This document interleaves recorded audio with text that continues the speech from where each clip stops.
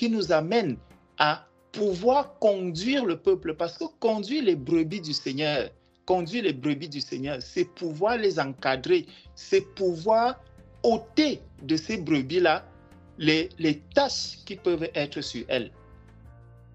Ôter de ces brebis les souillures qu'elles ont eu à emporter et à transporter ça et là. C'est ça qui devrait être le soupir de notre cœur. C'est ça qui devrait nous amener vraiment à crier au Seigneur. Parce que l'on peut beau connaître la vérité, on peut beau connaître la parole.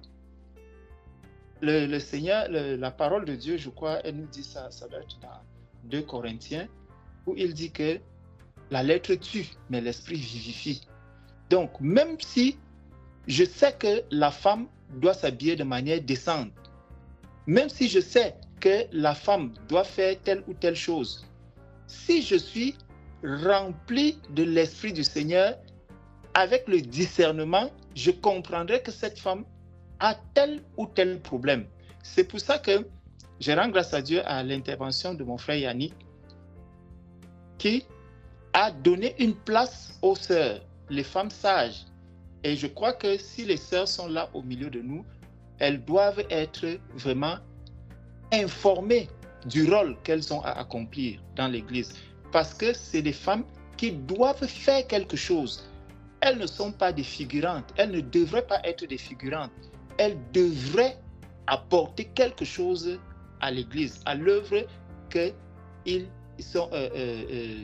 est en train de se faire. Ça veut dire effectivement que si on prend le cas d'une fille qui n'arrive pas à s'habiller de manière décente, n'oublions pas une chose, mes bien-aimés.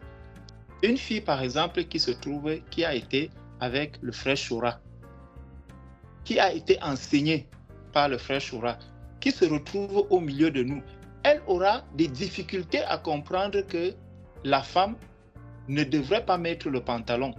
Ça peut prendre du temps. Ça peut prendre vraiment du temps.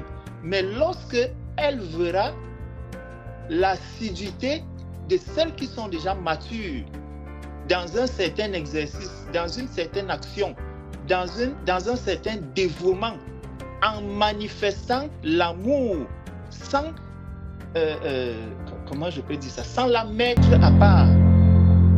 Parce que le seul